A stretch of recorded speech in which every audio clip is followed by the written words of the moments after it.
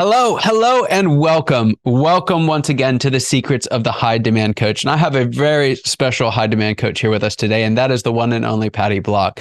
She's worked with women business owners since 2006, and she believes that consistent business success comes from leveraging your hidden advantage, making informed decisions, communicating powerfully, and taking calculated action. Now, in her book, The Hidden Advantage, Unlock the Power to Attract Right Fit Clients and Boost Your Revenue, Patty reveals a new perspective and proven practical solutions for guiding women to unleash their inner potential, to run their business with less stress and more joy, and achieving a more profitable future. Well, Patty, I'm so excited to have you here. I mentioned as we were getting ready to hit record here that my mom is a business owner. And so what you do and the power of it really hit home for me as I was researching before this episode. So before we get into all of that, though, I'd love to hit rewind for a moment and look at what were you doing before 2006, before you made the leap as a coach, and how did that ultimately lead you to what you're doing today?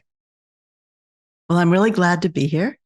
And many years ago, I feel like it's a different lifetime, I was a political consultant and a lobbyist. Wow. And loved it. It was fascinating, and I'd never do it again. I'm based in Houston, Texas. So I was commuting to our state capital in Austin. I did some federal and local lobbying and trained candidates and did campaign strategy. So it really was a fascinating career. I had that business for about 8 years. And all of a sudden, I'm 35 years old. I have a thriving business, 3 little kids at home, and a surprise divorce. Oh, my. And realized very quickly that I needed to stop traveling, which of course the lobbying required, and stabilize things for my kids. At that time, my youngest was about 2, and he just turned 31. So fast forward all these years, I've raised the kids myself, did not have financial support, which is a separate story in itself, but raised the kids, helped them all get through college, graduate school, launch their careers, and now they're all 3 business owners. Wow. So I'm super proud of them. That's awesome. That's awesome. And it's interesting. And I love to ask this question of guests because so often you see that the power of what they do today, the passion that they have for it comes from a difficult time, a difficult journey. And that's every bit as true for you. So fast forward, 2006 is we're years after that now. You've been doing this for a while. You're very, very good at it. What would you say today is some of the most important work that you do for your clients? Helping them find their hidden advantage. In fact, I wrote a whole book about it because what I realized is many years into this, almost 2 decades into working exclusively with women, and I work with women that are experts. So a lot of accountants, attorneys, professional speakers, corporate trainers. And so they have a wonderful expertise. They're an expert in their field, but they may not feel super competent about running their company. And so that's where I'm helping them. And what I boiled it down to more recently is I'm really helping them find what makes them unique in their market, how they can talk about, I'm not a messaging specialist, but I am a communication specialist. And I'm also a pricing expert.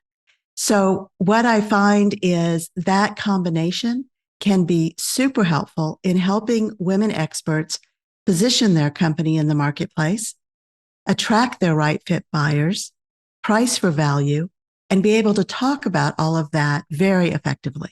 Yeah. You had a couple of startling statistics on your website that I just wanted to share with everyone. And correct me if I got these wrong, but I think I remember you saying 62% of women rely on their business for their primary income. Is that right? Correct. And then you follow that out with a zinger, if you will. But 88% of women bring in less than $100,000 a year, which, $100,000 for some folks feels like a ton of money. But when you're in your position, you have 3 kids, you're 35, you're relying on that to give them the life that they not only want, but deserve. That doesn't go very far. And so first off, and now there's a second part of this, which is I feel like a lot of folks, when they even think about, you mean I could make $100,000? There's almost this instant shame that goes like, how dare you think that? Has that been your experience? Yes. When I was growing up, my mom made these fabulous cookies. The whole house smelled good. It was warm. The cookies were gooey. And all my life, I watched my mom eat the broken cookies. But it wasn't until I was a teenager that I even thought to ask her, why do you only eat the broken cookies? Do they taste better? And she laughed and said, no, I eat the broken cookies so you can have the whole ones.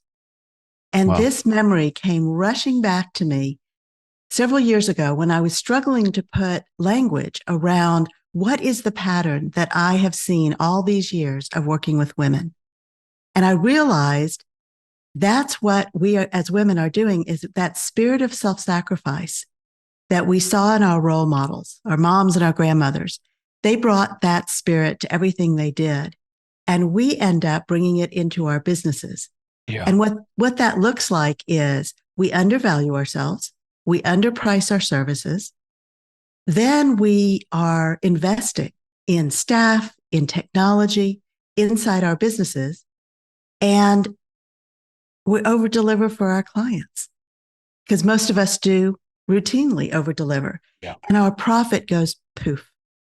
And because of that, and it's so pervasive, especially with women, that I named it. It's called the broken cookie effect. Oh. And that is a dynamic that I see all the time, primarily with women business owners, but not exclusively. And what that does is it keeps us very limited and often very unfulfilled in our businesses because it feels like we're always scrambling. Yeah, it's such a great story because it captures it so well. And I think what's so tricky about it is that self-sacrifice is a noble thing. Right? Like you're not here saying self-sacrifice is bad. We should stop self-sacrificing. But what I do hear you saying is there's a right and wrong way of doing that. There's a right and wrong place of doing that. There's a right and wrong time of doing that. And I think the real tragedy of it is what a lot of folks don't see, especially around this idea of pricing. There's so many different places when it comes to experts. The less you charge them, the less people listen. I mean, that's just the truth of it. And so the kind of dynamic downside of this is when we undervalue ourselves, others undervalue our opinions. And you could be saying the exact right thing, and you're actually not moving your clients as far as you would if you had overcome that challenge. Is that what you see? That is so well said. And you've really encapsulated what the problem is. You're absolutely right. I'm not saying be selfish. I'm not saying always put yourself first and don't worry about everybody else. We innately worry about everyone else. The challenge is that we allow that dynamic to keep us stuck. Mm. And it's not about the money. It almost never is about the money. It's about, as you said, the credibility, the level of understanding that your buyer has in terms of your value. And they can't read your mind. They don't know your qualifications and experience unless you tell them. Yeah. And as women, we often don't talk about ourselves and we feel like we're bragging. But again, I'm based in Texas and we have a saying here that it's not bragging if it's true. And everything that these women are talking about or sometimes not talking about is true. It is factual.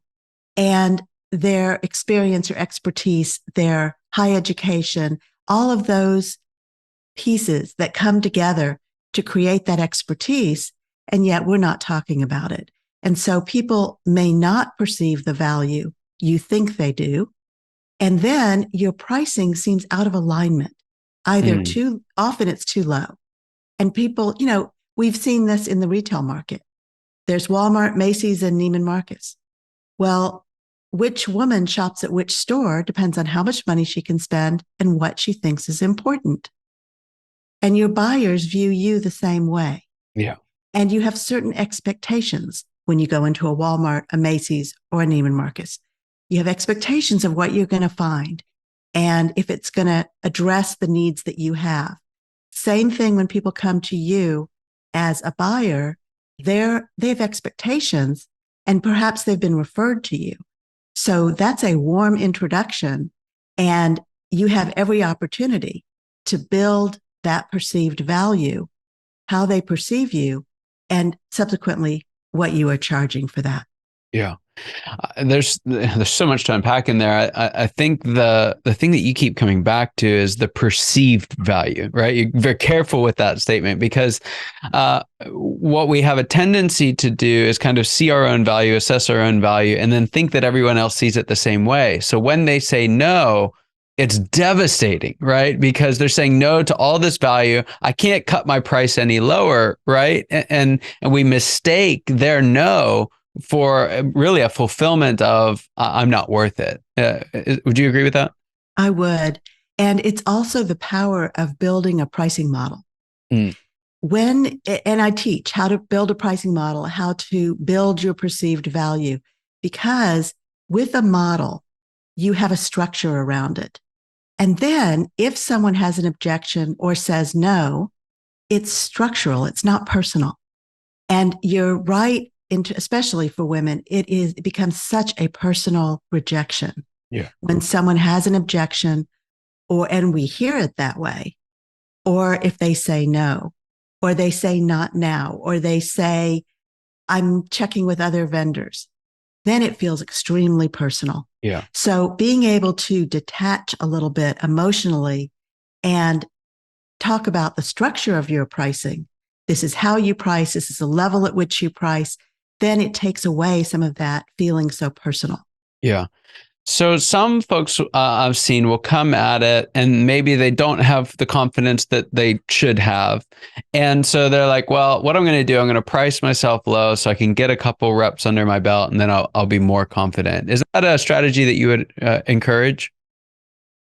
When you're first starting out, yes, I think that's fine because you have to find ways to get comfortable with selling or you will avoid it. Yeah. So as a startup, yes, that's fine.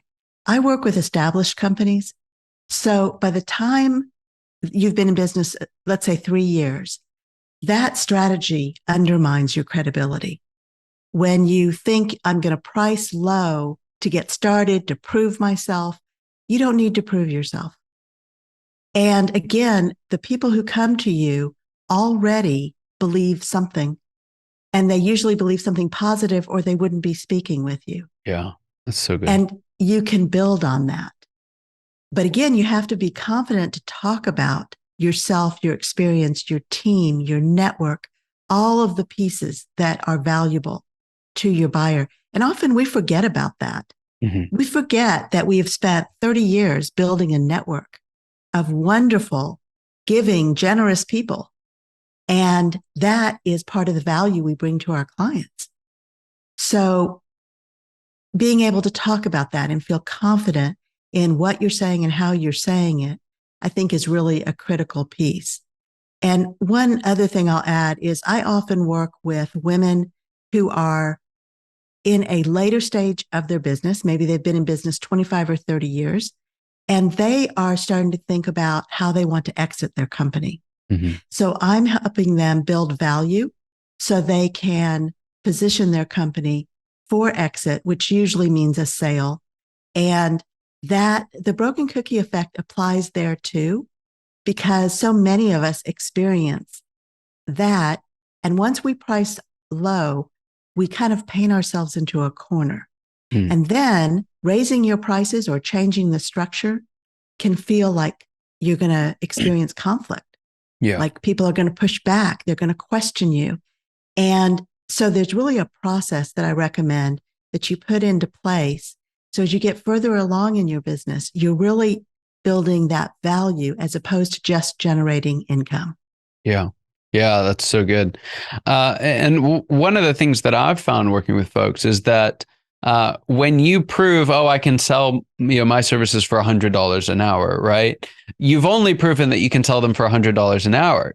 So, in terms of confidence, you almost hit reset when it's like, well, I charged $1,000. I couldn't charge $1,000 an hour.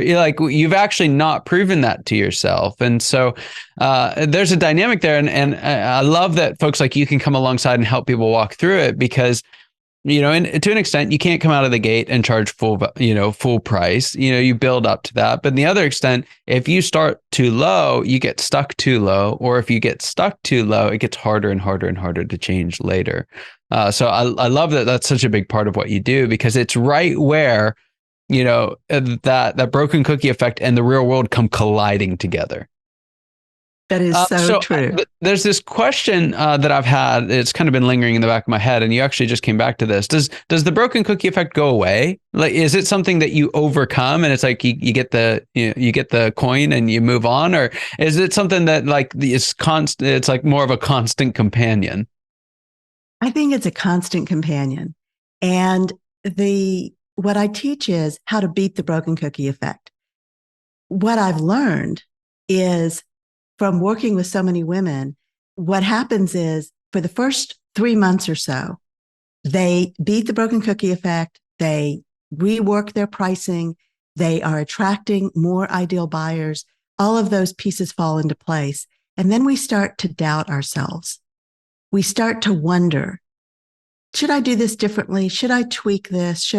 Now, I will say the underpinning of being an entrepreneur is your tolerance for risk and being able to experiment and test in your market. And I think that's critical for every business owner to understand and to do.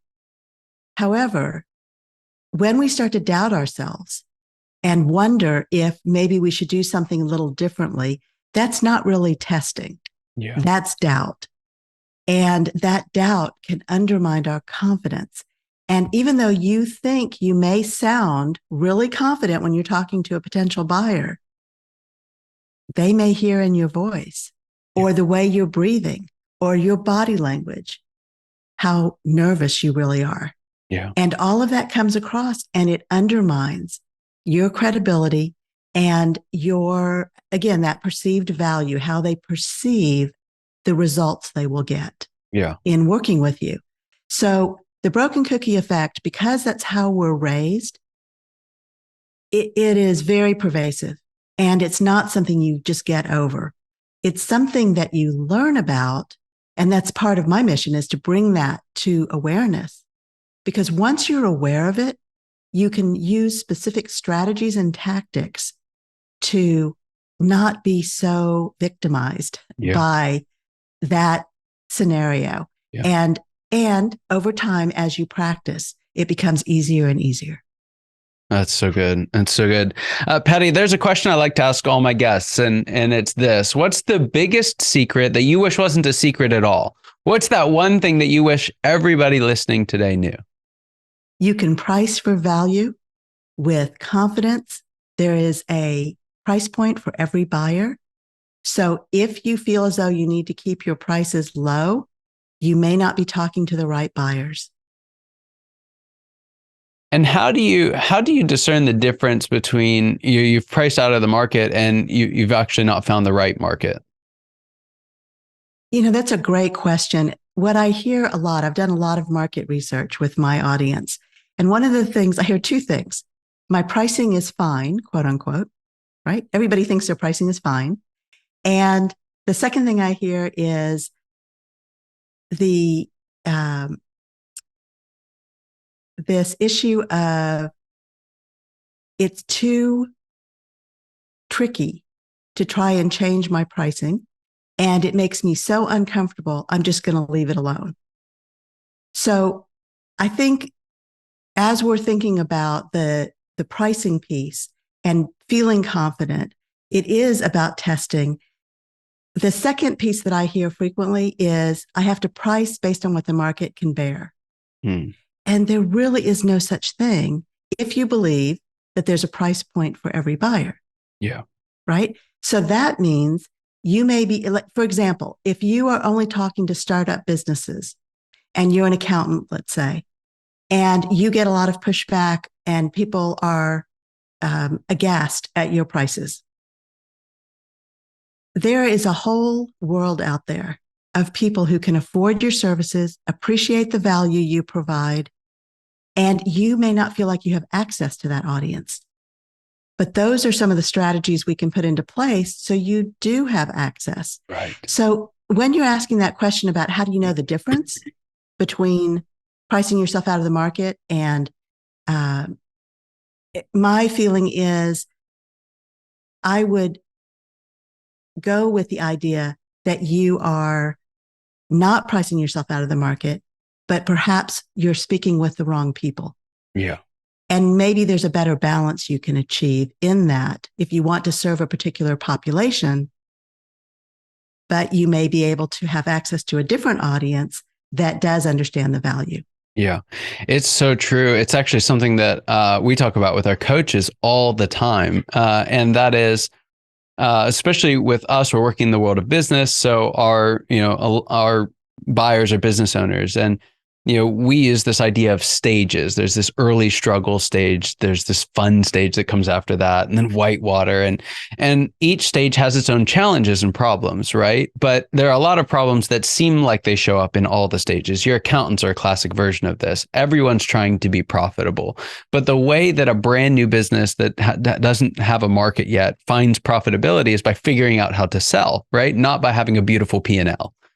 And so what ends up happening because of just the number of brand new businesses, because so many of them fail, there's just a huge volume of brand new businesses that if you go out to the world and say, hey, I help business owners, right? Like 80, 90%, especially if you say small business owners, they're all going to come back in early struggle because they're looking for help. They're trying to get this thing to work. Right. But what you do, unless it's specifically designed to help people in that stage, you even said this, I work with folks who've been around for a few years because, what I do and what you're passionate about is helping those that are in that fun stage, right? Who've beat the kind of the early odds, but they're still selling themselves short. And I think the thing for everyone, guys and women in particular, is find out what stage you love to work in. Right. And then go solve the problem of finding people in that stage. And you'll find just a tremendous difference in the actual value that they get, right? Not even perceived value, but if you're helping someone with processes and they haven't sold anything yet, right? Like their real value is very low.